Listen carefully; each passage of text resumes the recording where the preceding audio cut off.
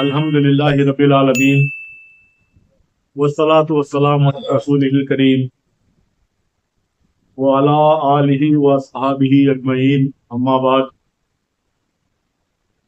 اعوذ باللہ من الشیطان الرجیم، بسم اللہ الرحمن الرحیم۔ یا ایھا الناس قد جاءکم موعظۃ من ربکم وشفاء لما فی الصدور وہدی ورحمۃ للمؤمنین۔ صدق اللہ العظیم۔ محترم بزرگوں، عزیز نوجوانوں اور پیارے بچوں، السلام علیکم ورحمۃ اللہ وبرکاتہ۔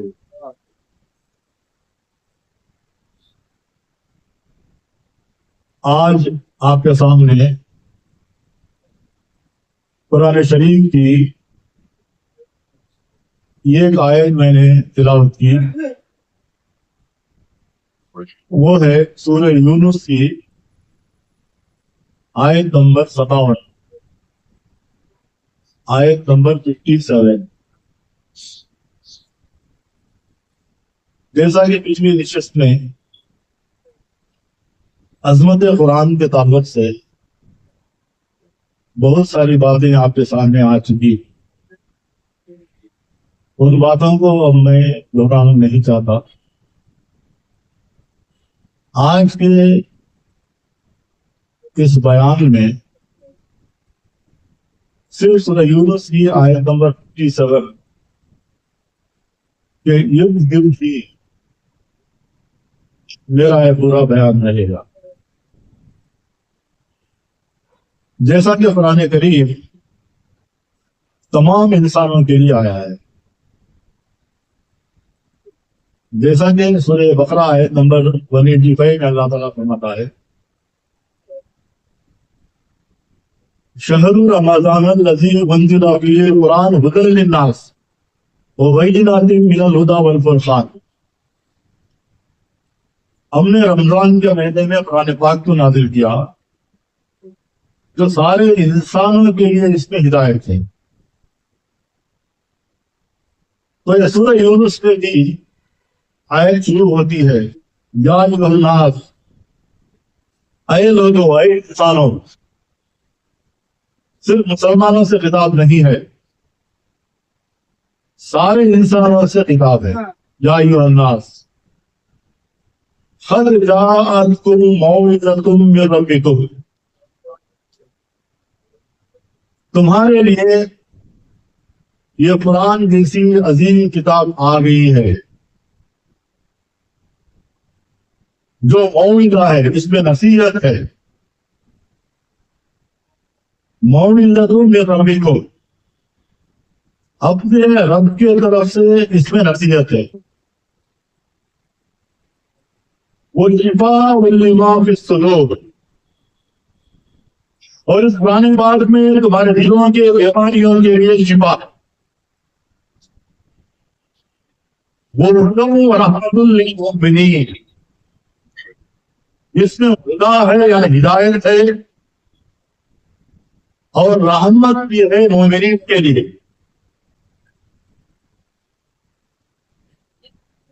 آیت کے شروع میں یا ایھا الناس کہا گیا ہے،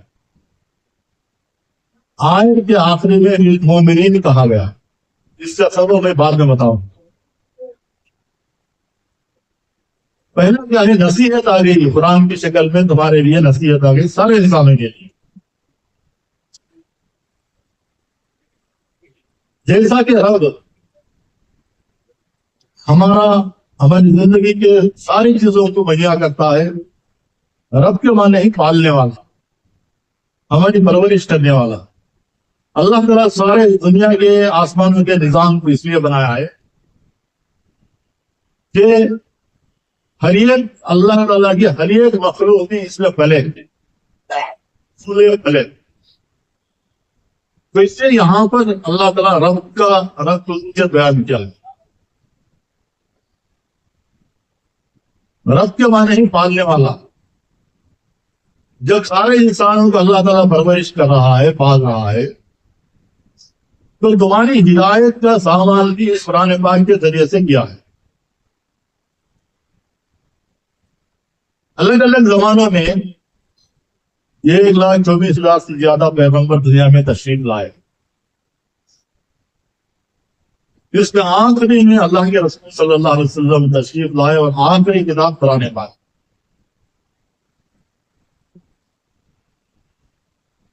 نصیحت ہے، پہلے نصیحت کا لفظ استعمال کیا. پورا قرآن پاک تمہارے لیے نصیحت ہی ہے. یہ نصیحت کسی بزرگ کی نصیحت نہیں ہے، یہاں تک کہ یہ نصیحت قرآن پاک کسی پیغمبر کی بھی نصیحت نہیں ہے.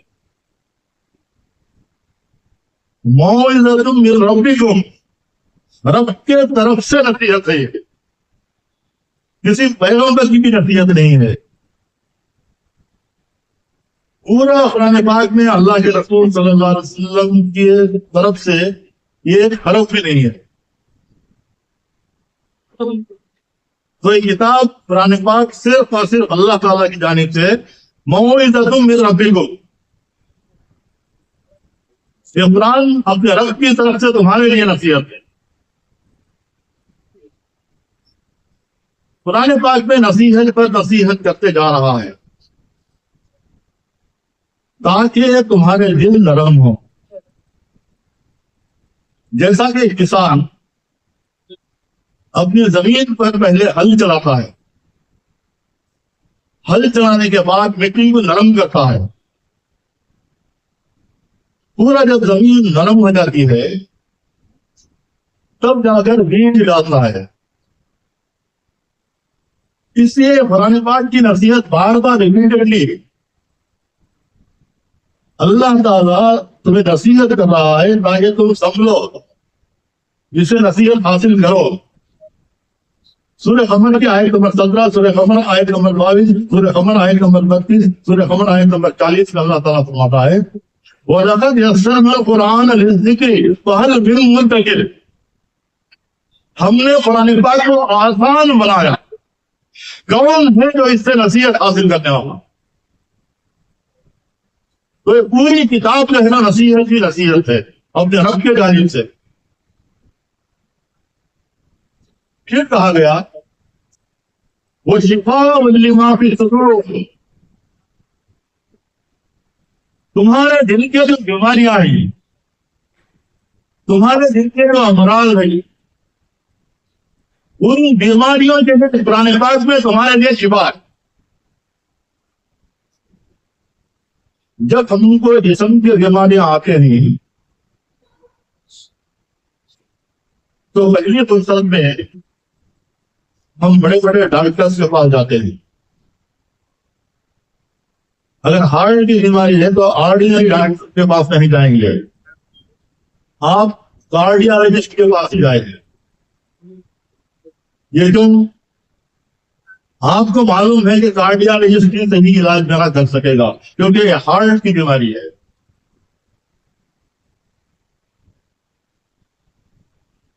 تو یہاں پر ہارٹ کے تعلق سے اللہ تعالیٰ فرماتا ہے وَشِفَاءٌ لِّمَا فِي الصُّدُورِ، یہ دل کے روحانی بیماریوں کے لیے اس کے اندر شفا ہے. جسم کے بیماریوں کے لیے بھی اس قرآن پاک کے اندر شفا ہے، مگر میرا عنوان آج وہ نہیں ہے کیونکہ طب نبوی جو ہے اس میں پورے جسم کے تعلق سے بھی اس میں سارے جو ہے نا علاج جو ہے نا موجود ہے. میرا ٹاپک وہ نہیں ہے. یہاں جو اللہ تعالیٰ فرما رہا ہے روحانی بیماریوں کے لیے اس میں شفا ہے. اس میں شفا ہے قرآن پاک کا. اب دل کے روحانی بیماریاں کیا ہیں جس کے علاج کے لیے ہم پہلی فرصت میں ڈاکٹر کے پاس جاتے ہیں. کوئی بخار آ رہی ڈاکٹر کے پاس جاتے ہیں، مگر نہیں جاتے تو دل کی بیماریوں کے علاج کے لیے نہیں جاتے، اس کی کوشش بھی نہیں کرتے. علماء اکرام اس کی تفسیر میں لکھتے ہیں دل کی بیماری میں سب سے بڑی بیماری جو ہے نا وہ تکبر ہے، گھمنڈ ہے. انسان کو.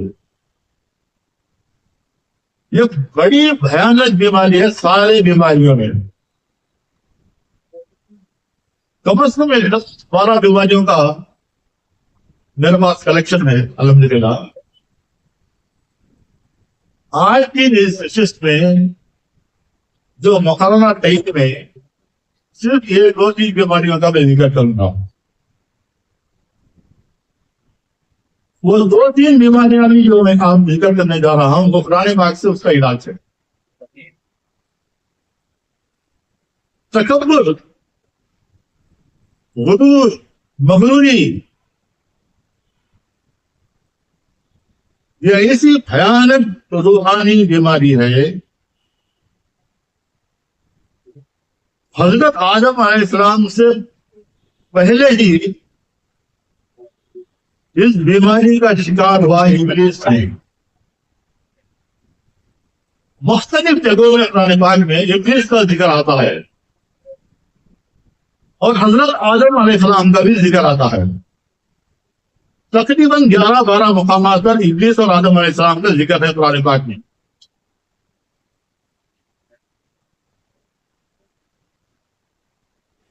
آپ سورہ بقرہ کے آیت نمبر 30 کے بعد بھی دیکھ لیجیے، سورہ اعراف میں دیکھ لیجیے، سورہ ہجر میں دیکھ لیجیے. اللہ تعالیٰ حکم دیتا ہے کہ آدم کو سجدہ کرو. سارے فرشتوں نے سجدہ کیا سوائے ابلیس کے. اس کے اندر تکبر کی روحانی بیماری پیدا ہو گئی. میں آگ سے بنا ہوں، آدم مٹی سے.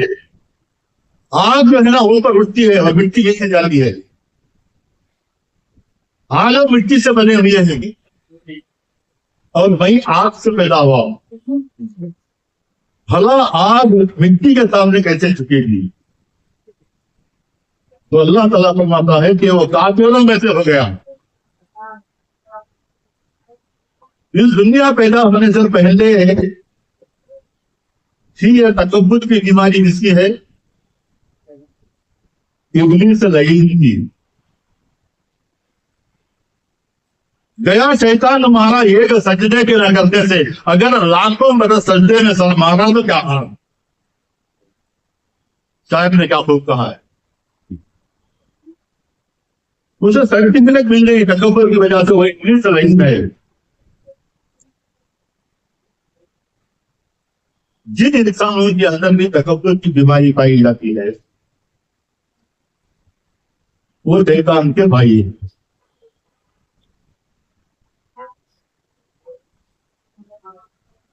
یہ حدیث میں اللہ کے رسول صلی اللہ علیہ وسلم فرماتے ہیں، حدیث قدسی ہے،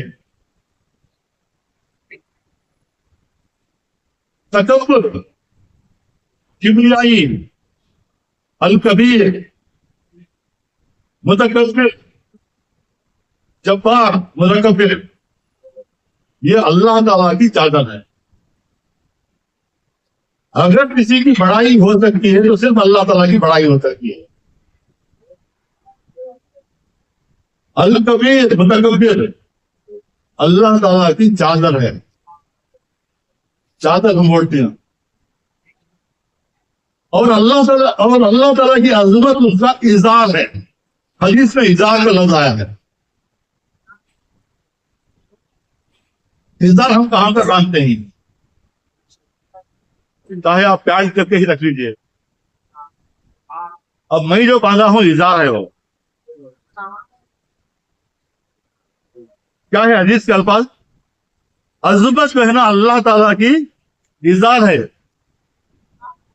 کوئی بھی اللہ تعالیٰ کی چادر کو اور اس اظہار کو چھینے گا، اس کے اوپر حملہ کرے گا، میں اسے جہنم میں جھونک دوں گا. پوری حدیث کے الفاظ. اللہ تعالیٰ کی چادر ہے یہ بڑائی. اور اظہار کیا ہے؟ اللہ تعالیٰ کی عظمت اس کا اظہار ہے. جو بھی اس کو چھیننے کی کوشش کرے گا، یعنی جو بھی غرور کرے گا، تکبر کرے گا، اس کا حشر جہنم میں ہوگا. صحیح مسلم کی ایک حدیث ہے، اللہ کے رسول صلی اللہ علیہ وسلم فرماتے ہیں جس دل کے اندر رائی کے دانے کے برابر بھی تکبر ہے وہ جنت میں نہیں جائے گا.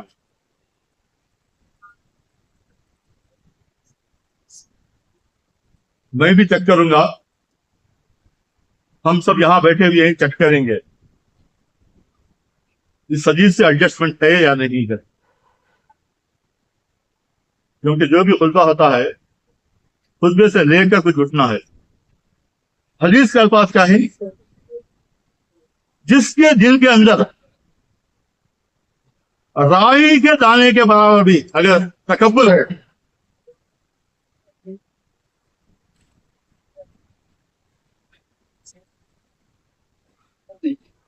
وہ مومن نہیں ہو سکتا.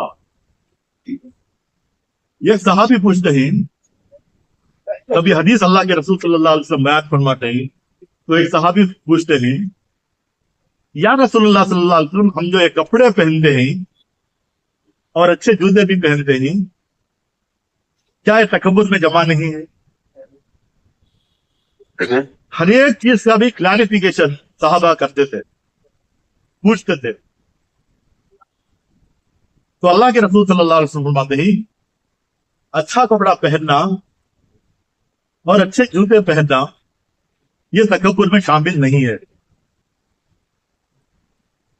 تکبر اس وقت ہو سکتا ہے, یہ میرے الفاظ نہیں, سوال صحابی رسول کا تھا, جواب بھی اللہ کے رسول صلی اللہ علیہ وسلم کی دے رہے ہیں. تکبر اس وقت ہو سکتا ہے کہ جب میں ٹھاٹ باٹ کے کپڑے پہن کر دوسروں کو حقیر سمجھوں.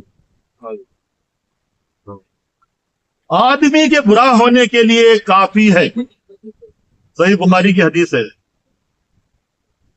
آدمی کے برا ہونے کے لیے کافی ہے کہ وہ دوسروں کو اپنے سے کنڈم سمجھے, دوسروں کو اپنے سے حقیر سمجھے. 1 منٹ کے واسطے جائزہ لیں گے, کیا ہم اس بیماری سے پاک نہیں؟ میں بڑا, دوسرے سبھی چھوٹے, یہ ابلیس کی بیماری. اللہ کے رسول صلی اللہ علیہ وسلم فرماتے ہیں اچھا کپڑا پہننے, اچھی سواری, یعنی اس وقت اونٹ اور گھوڑے تھے, اچھی سواری رکھنے سے یہ تکبر میں جمع نہیں ہے. مگر تکبر کب ہوگا؟ دوسروں کو دکھانے کے لیے انہوں نے فلاں کار لی, اس سے آپ کے جیسی میں کار لوں گا اور اسے دکھاؤں گا, وہ تکبر. اپنے ضرورتوں کے تحت چیزوں کو استعمال کرنا یہ تکبر میں جمع نہیں ہے. ایک کلیریفیکیشن میرا نہیں, اللہ کے رسول صلی اللہ علیہ وسلم کی طرف سے ہے, کیونکہ صحابی رسول نے سوال کیا تھا. اب ذرا دیکھیں کہ اس بیماری کا قوموں کا جو ذکر قرآن پاک کے اندر موجود ہے, قوم عاد, قوم ثمود, دوسری قوموں کا جو ذکر ہے, ساری قوموں کے واقعات میں آپ دیکھ لیجئے قرآن پاک میں لفظ ملتا ہے تکبر کا. انہوں نے تکبر کیا, اس لیے ان کو غارت کیا, ان کو نیست نابود کیا, ان پر عذاب نازل کیا. اور اللہ تعالیٰ فرماتا ہے تکبر کی اس بیماری کے اندر خود قرآن پاک فرماتا ہے بنی اسرائیل نمبر 1 پر ہی. یہ ایک جگہ نہیں, 50 جگہ بنی اسرائیل کے تعلق سے اللہ تعالیٰ فرماتا ہے کہ انہوں نے اللہ تعالیٰ کے ساتھ ہی جو ہے نا تکبر کیا, اور انہوں نے یہاں تک کہا کہ جنت کے حقدار صرف ہم ہیں, دوسرے جنت کے حقدار نہیں ہیں. انہوں نے اپنے مال پر بھی تکبر کیا, اور آج بنی اسرائیل ان کی ٹیکنالوجی پر ان کو تکبر ہے اور غرور ہے کہ ہماری ٹیکنالوجی جو ہے وہ کسی کے پاس نہیں ہے. قرآن نے کہا سورہ بقرہ کے اندر آیت نمبر 74 میں, سورہ بقرہ کی آیت نمبر 74 سے پہلے جو آیتیں ہیں وہ بنی اسرائیل کے تعلق سے ہی، ان کے ریفرنس میں اللہ تعالیٰ یہ فرماتا ہے انہوں نے اللہ تعالیٰ کو جھٹلایا، کتاب جو نازل کی گئی تھی ان کو بھی اسے بھی جھٹلایا، تو ان کے دل پتھر ہو گئے۔ پتھر کا لفظ استعمال کیا قرآن پاک نے، اور آج بھی ان کے دل جو ہے نا پتھر ہی ہیں۔ ہزاروں کی تعداد میں جو ہے نا بچے جو مر رہے ہیں، کیا کبھی ایک فرد بھی بنی اسرائیل کا اس کے تعلق سے بات کیا ہے؟ دوسرے کنٹریز میں ڈیمانسٹریشن تو ہو رہے ہیں، مگر جہاں تک وہاں کا تعلق ہے، قرآن کہتا ہے کہ وہ بنی اسرائیل کے دل پتھر ہو گئے، بلکہ پتھروں سے بھی سخت ہو گئے۔ یہ قرآن کے الفاظ ہیں۔ آپ سب کہیں گے کہ پتھر جو ہے نا سخت ہے، قرآن کہہ رہا ہے کہ بنی اسرائیل کے دلوں کو ہم نے پتھر سے زیادہ سخت کر دیا ان کے کرتوتوں کی وجہ سے۔ پھر اللہ تعالیٰ فرماتا ہے بعض پتھروں کے اندر اللہ تعالیٰ پانی کے چشمے جاری کرتا ہے۔ یہ الفاظ ہیں قرآن پاک کے۔ بعض پتھروں میں پہاڑوں میں ہم دیکھتے ہی نا پانی جاری ہوتا ہے وہاں پر، یہ اللہ تعالیٰ کا کرشمہ ہے۔ وہ پانی اور پتھروں کے اندر پہاڑوں کے اندر کہاں سے آ رہا ہے ہم کو پتہ نہیں چلتا۔ آپ بھی دیکھے ہوں گے قرآن کہہ رہا ہے کہ بعض پتھروں کے اندر بھی پانی کے چشمے پھوٹتے ہی ہیں، اور بعض پتھر اللہ تعالیٰ کے خوف سے لڑک جاتے ہیں۔ سورہ بقرہ آیت نمبر 74 جا کر دیکھیے۔ تو بنی اسرائیل کی تعریف میں اللہ تعالیٰ فرماتا ہے کہ جب تکبر انسان کے اندر آ جاتا ہے تو اس کے دل جو ہے نا پتھر ہو جاتے ہیں۔ تکبر کس بنا پر آتا ہے انسان کو؟ مال و دولت کے بنا پر تکبر آتا ہے۔ ہم بہت سے مالداروں کو دیکھتے ہیں کہ ان کو یہ تکبر کی بڑی بھیانک بیماری ہوتی ہے۔ مال و متاع جو ہے نا اللہ تعالیٰ کی ایک نعمت ہے۔ تھوڑے لوگوں کو اپنی کرسی کے اوپر جو ہے نا تکبر ہوتا ہے، میرا اتنا بڑا پوسٹ ہے، منصب کے اوپر تکبر ہوتا ہے۔ بعض کو اپنی خوبصورتی پر فخر ہوتا ہے، بعض کو اقتدار کا تکبر ہوتا ہے۔ کہ مال کا تکبر اور اقتدار کا، کرسی کا تکبر، اس کو اللہ کے رسول صلی اللہ علیہ وسلم نے فرمایا۔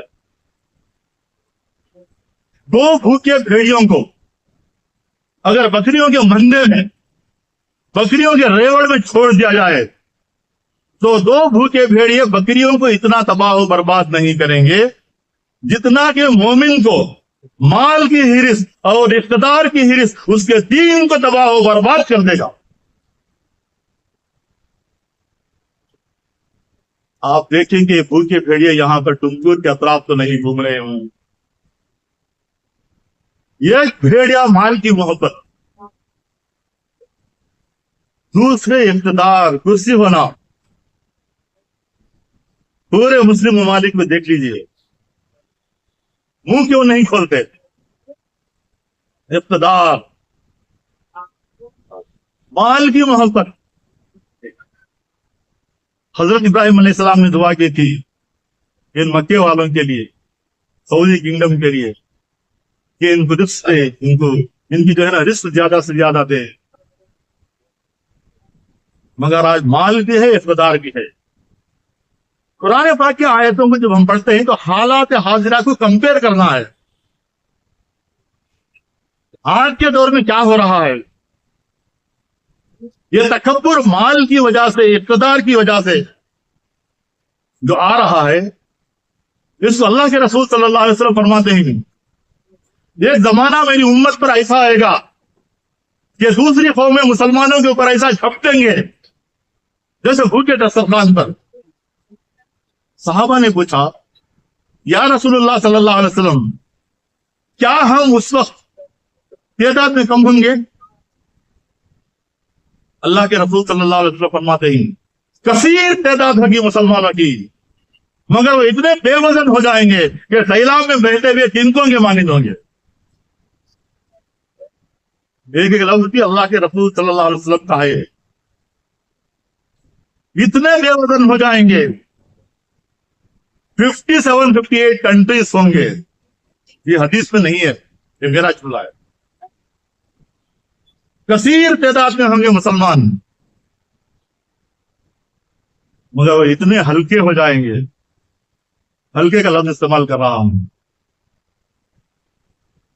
بے وزن ہو جائیں گے، حدیث کا لفظ، یہ سیلاب میں بہتے ہوئے تنکوں کے مانند ہو جائیں گے۔ صحابہ کا ایمان پہاڑوں جیسا، تعجب ہوا، یا رسول اللہ صلی اللہ علیہ وسلم اتنے بے وزن،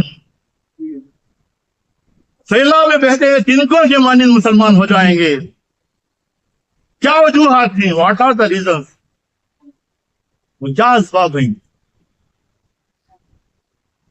اللہ کے رسول صلی اللہ علیہ وسلم کی زبان مبارک سے نکلے ہوئے الفاظ ہم سب یہاں جائزہ لے کر اٹھیں گے۔ حضور اکرم صلی اللہ علیہ وسلم فرماتے ہیں اس وقت پر مسلمانوں کے اوپر دو چیزیں غالب ہوں گی۔ رننگ کامنٹری ہے حدیث سے، 57 کنٹریز کی حالت کو اللہ کے رسول صلی اللہ علیہ وسلم نے 1400 سال پہلے بیان کیا ہے۔ دو چیزیں مسلمانوں پر غالب رہیں گی، ایک مال کی محبت، دوسرے موت کا خوف۔ جس علم کے اندر میٹیریلزم، مادہ پرستی آ جاتی ہے، وہ مجاہد نہیں بن سکتا، وہ اللہ تعالیٰ کی راہ میں قربان ہونے کے واسطے تیار نہیں ہوتا، وہ 1000 برس تک جینا چاہتا ہے۔ سورہ بقرہ آیت نمبر 96 میں اللہ تعالیٰ فرماتا ہے یہ دنیا برس 1000 برس کی زندگی جینا چاہتے ہیں۔ اللہ تعالیٰ فرماتا ہے اگر میں ان کو 1000 سال کی زندگی بھی دوں تب بھی وہ عذاب جہنم سے نہیں بچ سکتے۔ اٹھا کر دیکھیں قرآن، سورہ بقرہ آیت نمبر 96، کیا تمنا کر رہے ہیں دنیا پر؟ جو دنیا کے پیچھے بھاگنے والے انسان کیا چاہ رہے ہیں؟ 1000 years، 1000 کا لفظ استعمال کیا قرآن نے۔ کیا ہمارے دلوں کے اندر بھی تمنا نہیں ہے؟ جہاں میٹیریلزم آتا ہے، جہاں مال کی محبت آتی ہے، حضور فرماتے ہیں کہ موت کا خوف۔ وَلَا تَقُولُوا لِمَنْ يُقْتَلُ فِي سَبِيلِ اللَّهِ أَمْوَاتٌ بَلْ أَحْيَاءٌ وَلَٰكِن لَا تَشْعُرُونَ۔ جو لوگ اللہ تعالیٰ کی راہ میں مارے گئے انہیں مردہ نہ کہو، در حقیقت میں وہ زندہ ہیں مگر تم کو ان کی زندگی کے بارے میں شعور نہیں ہے۔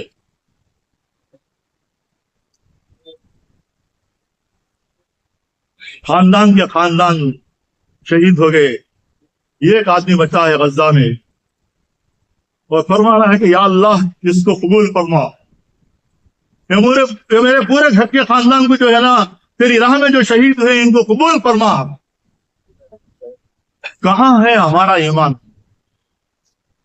میں کبھی کبھی اپنے آپ کا جائزہ لے کر سوچتا ہوں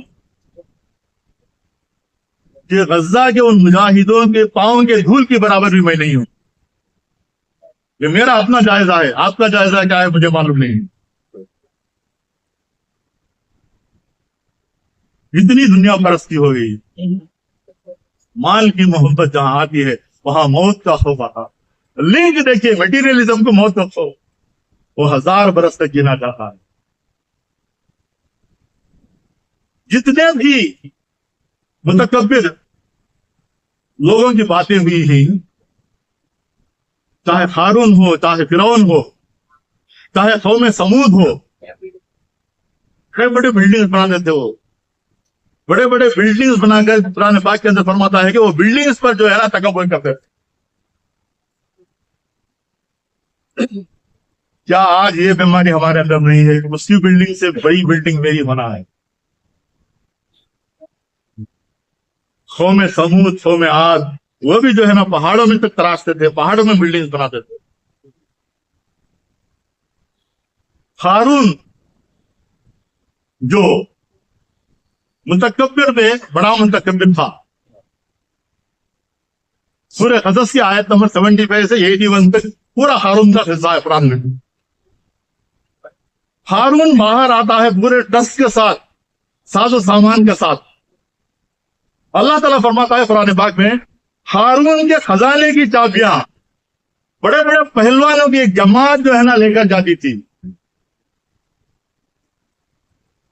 لوگ ہارون سے التجا کیے کہ اے ہارون، اللہ تعالیٰ نے تجھے اتنی دولت دی ہے، تو تکبر کیوں کر رہا ہے؟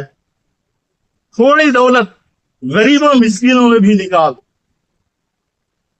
ہارون نے کہا، ڈائلیکس جو ہی دونوں کے بیچ میں جو ڈائلیکس ہے اس کو قرآن نے بیان کیا، وہ ڈیبیٹ ہے قرآن پاک کے اندر. ہارون نے کہا، یہ پوری محنت سے، میری چترائی سے، میری انٹیلیجنس سے میں نے کمایا ہے. آج بھی کتنے ہارون موجود ہیں. میں خون پسینہ ایک کرتا مجھے کہیں کو دوں بھائی نہیں ہے ڈائلیکس ہمارے اندر. آج بھی آپ کو ہارون ملیں گے. ہارون نے کہا کہ میری انٹیلیجنس سے میری کمائی جو ہے کیا ہوں، کسی مسکین کا، کسی بیوہ کا اس میں کوئی حصہ نہیں. اور تھوڑے لوگ ہارون کو حسرت کی نگاہوں سے دیکھتے اور کہتے کہ کاش کے ہارون کی دولت تھوڑی پرسنٹیج مجھے بھی مل جاتی. آج بھی ایسے لوگ موجود نہیں کیا؟ اس وقت کی دولت سے ذرا مجھے بھی مل جاتی کیا ہونا تھا. ویسے لوگ جب بھی تھے، آج بھی ہوں. کاش کے تھوڑی دولت ہارون کی ہمیں بھی مل جاتی. مگر جب اللہ تعالیٰ کا جو عذاب آیا اور زمین کا تختہ جو پلٹا دیا، ہارون اور ہارون کی ساری دولت زمین کے اندر گھس گئی. آج بھی جو ریسرچ کرنے والے ہارون کے کہاں کہاں خزانے ہیں اس کے اوپر ریسرچ کر رہے ہیں، کیونکہ وقت ختم ہو گیا ہے. انشاءاللہ اگلے جمعہ میں آج تکبر یہ دلوں کی بیماری جو ہے صرف ایک کی چیز کو بھی میں مکمل نہیں کر سکا. اس کے بعد جو ہے نا ریاکاری، اس کے بعد جو ہے نا حسد، اور 10-12 بیماریاں جو ہیں وہ انشاءاللہ اگلے نشستوں میں جمعہ کے دن انشاءاللہ ریاکاری اور حسد کے تعلق سے، کینہ بغض جو دلوں کے اندر پالتے ہیں، اس کے تعلق سے انشاءاللہ اگلے جمعہ انشاءاللہ بیان ہوگا. اللہ تعالیٰ سے دعا کریں کہ قرآن پاک کی ایک ایک آیت کو سمجھ کر ہمیں پیغام دوسروں تک پہنچانے کی اللہ تعالیٰ ہمیں توفیق عطا فرمائے. وآخر دعوانا ان الحمدللہ رب العالمین.